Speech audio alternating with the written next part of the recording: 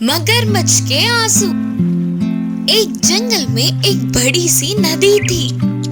उस नदी में एक मगरमच्छ घूमता रहता था।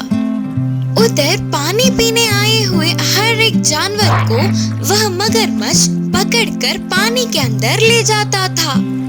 ऐसे उस मगरमच्छ के बारे में सबको पता चल जाने पर उधर कोई भी नहीं आता था।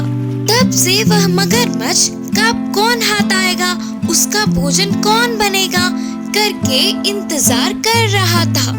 एक दिन यह सब कुछ पता न होने पर एक हिरन नदी के पास आकर धीमे धीमे पानी पीने लगी। हिरन को देखने वाला मगरमच्छ उसे किसी भी तरह खाने का निर्णय करके पानी में डूबकर धीरे से हिरन के पास आकर अचानक से उसके पैर पकड़ ली। हिरन के लिए यह घटना अचानक घटने पर उसे कुछ भी समझ नहीं आया। तुरंत उस सदमे से बाहर आकर रोना या चिल्लाना छोड़कर हंसने लगी। तो मगरमच्छ ने पूछा, पागल हिरन, मरते मरते क्यों हंस रही हो? मगरमच्छ मामू, पागल मैं नहीं बल्कि तुम हो। तुम मेरे पैर समझ के एक लकड़ी को पकड़कर चबाने जा रहे हो, बोलकर फिर से हंसने लगी। हिरन के ऐसे हंसने पर मगरमच्छ के घमंड को ठेस पहुंचा और उसने हिरन के पैरों को छोड़ दिया। किनारे पर पहुंचने वाली हिरन बार बार बच गई करके चैन की सांस ली और उधर से भागने लगी। देखो तो वह कोई भी लकड़ी के ना होने पर हिरन उसको बेवकूफ बनाकर चली गई करके मगरमच्छ को बहुत गुस्सा आया। ऊपर से स्वादिष्ट भोजन थोड़े में हाथों से फिसल के जाने पर बहुत दुखी हुआ। अगले दिन नदी के पास पानी पीने एक लोमड़ी आई। बात ये था कि लोमड़ी और मगरमच्छ अच्छे दोस्त थे। मगरमच्छ को ऐसे दुखी देखकर लोमड़ी ने पूछा, क्या हुआ दोस्त, दुखी लग रहे हो, हुआ क्या है? हिरन ने उसे बेवकूफ बनाकर कैसे बच के निकल गई करके पूरी बात बताकर मगरमच्छ ने आंसू बहाए। अरे नहीं, ऐसा हुआ क्या? तब तो दुख होगा ना, लेकिन तुम ये भूल गए कि मैं हूँ तुम्हारा दोस्त। अभी जाकर उस हिरन को बातों में फंसाकर इधर ले आऊंगा, बोला लोमड़ी। फिर हिरन के आने पर मगरमच्छ को क्या करना है यह सब उसकी खान में उपाय बताकर लोमड़ी चल पड़ी। आखिर में लोमड़ी ने एक जगह पर हिरन को पकड़ ही लिया। हिरन दोस्त, लगता है किसी चीज के लिए ढूंढ रही हो। मैंने कच्ची घास को बहुत खा लिया, ऊपर से इस धूप से बहुत प्यास लग रही है। कहीं तो भी पीने के लिए पानी दिखेंगे तो अच्छा होता करके ढूंढ रही हूँ। हमारे पास में ही पीने के पानी का नदी है ना? ना बाबा ना, उस नदी में मगरमच्छ है। हाँ, तुमने सही कहा, लेकिन वो तो कल की बात थी। आज वह मगरमच्छ मरा पड़ा है। मैं सुबह ही नदी के पास गई थी और देखा कि वो मरा पड़ा था, तो बिंदास पानी भी पिया।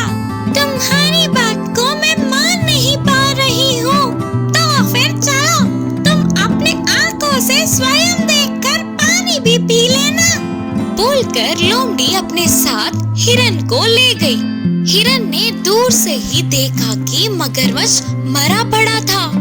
फिर से पक्का करने के लिए और नजदीक गई तो उसमें कोई भी हलचल नहीं थी। फिर भी हिरन को शक था तो अपनी बुद्धि से बोली, अगर मगरमच्छ सच में मर गया तो उसके मुंह से उफ उफ के आवाजें आते हैं ना। हिरन को मनवाने के लिए मगरमच्छ उफ उफ उफ करने लगा। तुरंत हिरन दूर भागकर बोली, रोको, तुम्हारा ये नाटक। मरा हुआ कोई भी जानवर आवाज करता है क्या? मेरे बातों को दूसरी बार मानने वाले मगरमच्छ की मासूमियत से सच में हंसी आ रही है। बाप रे बाप, अभी भी मेरी बुद्धि से बच गई। अब से बहुत सतर्क रहना होगा। बोलकर उधर से झट से भाग गई।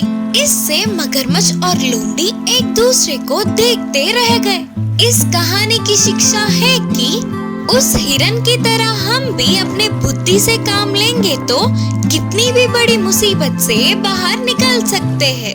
माँ बतख की चतुरता। एक जंगल के नदी में माँ बतख अपने बच्चों के साथ मिलकर रहती थी। ये सब नदी में आराम से घूमकर उनके लिए पर्याप्त भोजन को समेटकर खुशी से रहते थे। एक दिन सबसे छोटी बतख ने अपनी माँ से कहा, माँ, हमने आज तक इस जंगल का सैर नहीं किया, सिर्फ एक बार हमें अपने साथ ले जाकर दिखाओ ना, करके पूछी। इसके लिए माँ बतख के मानने पर अगले दिन ही जंगल का सैर करने की सोची। जैसे सोचा था बिल्कुल वैसे ही अगले दिन सुबह ही माँ बतख ने अपने बच्चों के साथ नदी से बाहर निकलकर जंगल की ओर चल पड़े। ऐसे बतख के सारे बच्चे खुशी से झूमते हुए माँ के पीछे पीछे चल पड़े। जंगल में थोड़ी दूर जाते ही माँ बतख को बस थोड़ी ही दूर में एक भेड़िया दिखा। अपने बच्चों से कहा, बच्चों, दूर से वह भेड़िया इसी तरफ आ रही है, तुम सभी फौरन पास के नदी में चले जाओ, करके धीमी आवाज में बोली।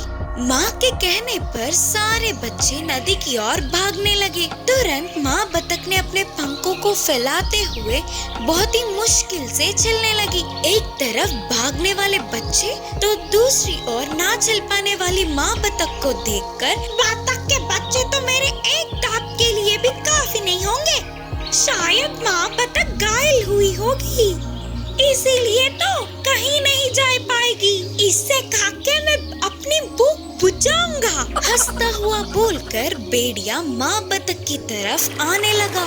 इतने में सारे बतख के बच्चे नदी में चले गए। यह देखने वाली माँ बतख ने अपने पंखों को सीधा करके एक ऊंची उड़ान भरी और नदी के बीच जाकर बैठ गई। माँ बतख को देख सारे बच्चे खुशी से उछल पड़े।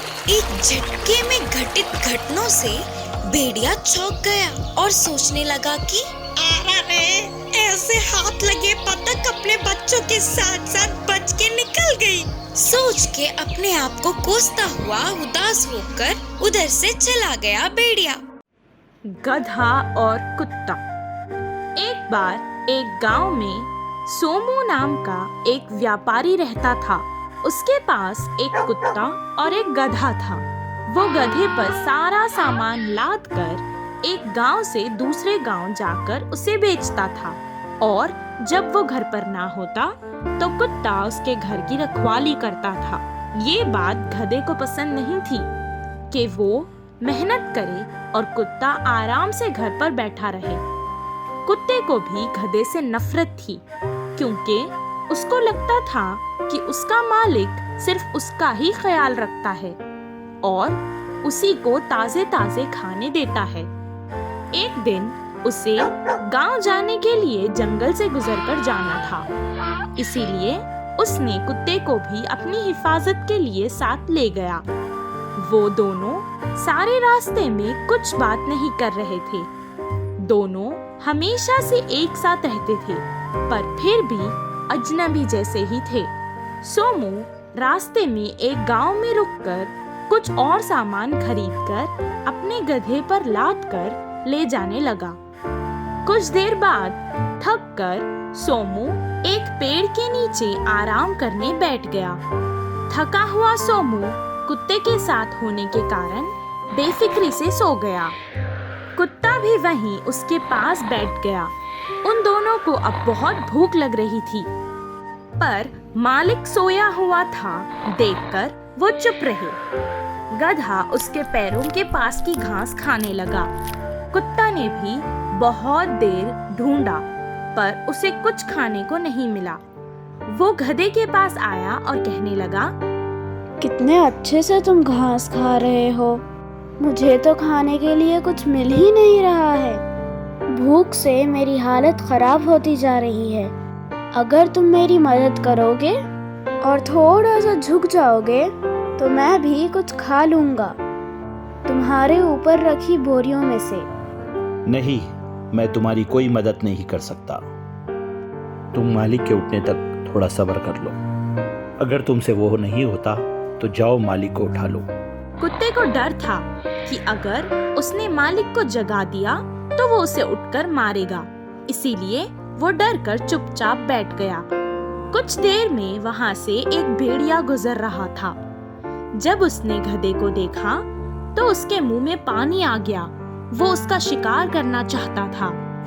जब गधे ने भेड़िए को देखा तो वो डर गया और अगर वो भागेगा तो मालिक उसे नहीं छोड़ेगा सोचकर वो कुत्ते के पास गया और कहने लगा, जाओ अभी मालिक को उठाओ, वरना ये भेड़िया मुझे खा जाएगा। कुत्ता गधे पर बहुत गुस्सा था, इसीलिए उसने गुस्से में कहा, भेड़िया आए या शेर, मुझे उससे क्या, मैं तो मालिक को नहीं उठाने वाला, चाहे जो हो जाए। गधे को अपनी गलती का एहसास हो गया और उसे क्षमा मांग ली और वो जमीन पर बैठ गया। बहुत देर से भूखा कुत्ता उसकी बोरी से रोटी निकाल कर खा लिया और फिर जोर जोर से भौंककर मालिक को उठाने लगा। भेड़िए ने उसकी आवाज सुनी और वो डरकर भाग गया। उस दिन से गधे और कुत्ते में दोस्ती हो गई। कुएं का पानी। एक गांव में एक जमींदार रहता था। वो बहुत लालची था और किसी की मदद नहीं करता था। अगर किसी की मदद कर भी देता तो उससे सूद समेत सबका हिसाब लेता था। उसके पास एक कुआं था जिससे उसे कोई फायदा नहीं हो रहा था। वो अपना कुआं बेचना चाहता था। वहीं एक किसान भी रहता था जिसे कुएं की जरूरत थी, इसीलिए वो उसे खरीदने जमींदार के पास आया और उसे खरीद लिया। अगले दिन जब वो खेती करने के लिए कुएं से पानी लेने गया तो जमींदार वहां आया और गुस्से से कहने लगा, मैंने तुम्हें कुआं बेचा है, कुएं का पानी नहीं, उसके अंदर का पानी मेरा है। अगर तुम्हें पानी चाहिए तो मुझे पैसे देकर उसे खरीदो। अचानक जमींदार की ये बात सुनकर किसान हैरान हो गया।